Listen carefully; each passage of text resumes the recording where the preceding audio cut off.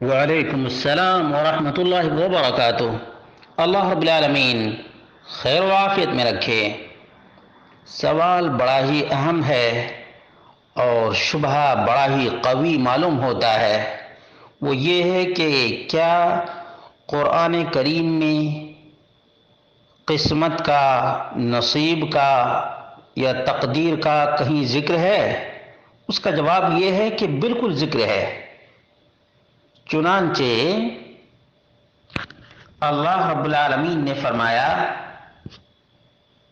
وَكَانَ أَمْرُ اللَّهِ قَدَرًا مَقْدُورًا،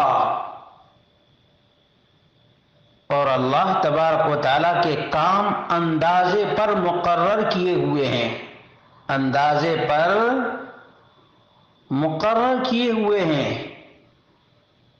یہ سورۃ الاحزاب کی آیت نمبر 31 ہے۔ یہ واضح ترین آیت ہے جس میں اللہ رب العالمین نے تقدیر کا ذکر کیا ہے، تقدیر کا ذکر کیا۔ اب جو نبی اکرم صلی اللہ علیہ وسلم کی سنت کو مانتا ہی نہیں ہے، اسے قرآن کیا سمجھ میں آئے گا؟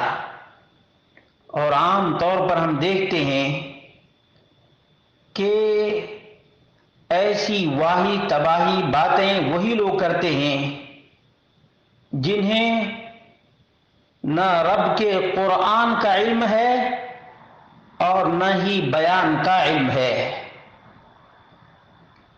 کبھی اس کی بات سنتے ہیں، کبھی اس کی بات سنتے ہیں اور لے اڑتے ہیں اور بھیڑ چال چلتے ہیں، بھیڑ چال چلتے ہیں، تحقیق نہیں کرتے کہ یہ جو بکواس کر رہا ہے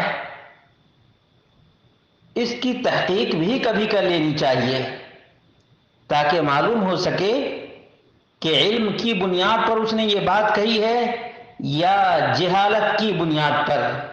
تحقیق کرنا ضروری ہے، انکار سے پہلے تحقیق کرنا ضروری ہے، ورنہ وہی حالت ہوگی جو ما الفینا علیہ آباءنا، یا بڑوں نے ہمیں گمراہ کیا، بڑوں نے ہمیں گمراہ کیا اور ہم اس گمراہ کے پیچھے چل پڑے، ایسا ہی انجام ہوگا۔ اسی طرح سے اللہ رب العالمین نے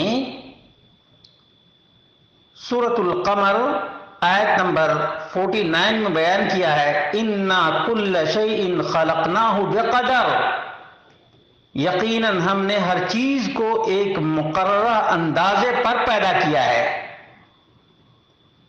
یہاں بھی اللہ رب العالمین نے تقدیر کا ذکر کیا ہے، اور کتب احادیث میں تو بارہا تقدیر کا ذکر آیا ہے، بارہا تقدیر کا ذکر آیا ہے۔ صحیح مسلم کی حدیث نمبر 8 ہے، اور اس میں وضاحت ہے کہ اس کا ایمان ہی مکمل نہ ہوگا جو تقدیر کو، نصیب کو من جانب اللہ تسلیم نہیں کرے گا۔ رسول مکرم صلی اللہ علیہ وسلم نے فرمایا ان تؤمن باللہ وملائکتہ وکتبہ ورسلہ والیوم الآخر وتؤمن بالقدر خیرہ وشرہ، اور اس بات پر ایمان کہ اللہ رب العالمین واحد ہے، فرشتے اور اللہ رب العالمین کی کتابوں، اللہ کے رسولوں اور آخرت کے دن پر ایمان لاؤ، اور اچھی اور بری تقدیر پر بھی ایمان لاؤ، تبھی تمہارا ایمان مکمل ہوگا۔ ان تؤمن باللہ وملائکتہ وکتبہ ورسلہ والیوم الآخر تؤمن بالقدر خیرہ وشرہ، یہ صحیح مسلم کے الفاظ ہیں جو صراحتاً دلالت کرتے ہیں کہ مومن اس وقت تک ایمان والا نہیں کہلائے گا جب تک تقدیر کو نہ تسلیم کرے، تقدیر کو تسلیم نہیں کرے گا تو ایمان مکمل نہیں ہوگا۔ یہاں تک کہ عبداللہ بن عمر نے تو بہت ہی سختی کے ساتھ سلوک کیا جو تقدیر کا انکار کرتا تھا۔ تقدیر کا انکار یہ بہت ہی ڈینجرس اور خطرناک ہے، اس لیے ایسے لوگوں کو اللہ رب العالمین سے ڈرنا چاہیے جو قرآن و سنت کی باتوں کو بغیر جانے بوجھے، بغیر سمجھے بوجھے انکار کر دیتے ہیں۔ بس اللہ رب العالمین ہم سب کو اپنا ایمان مکمل کرنے کی توفیق عطا فرمائے تاکہ دنیا اور آخرت دونوں جہان میں کامیاب ہو سکیں۔ اور اس کے بہت سے فوائد ہیں،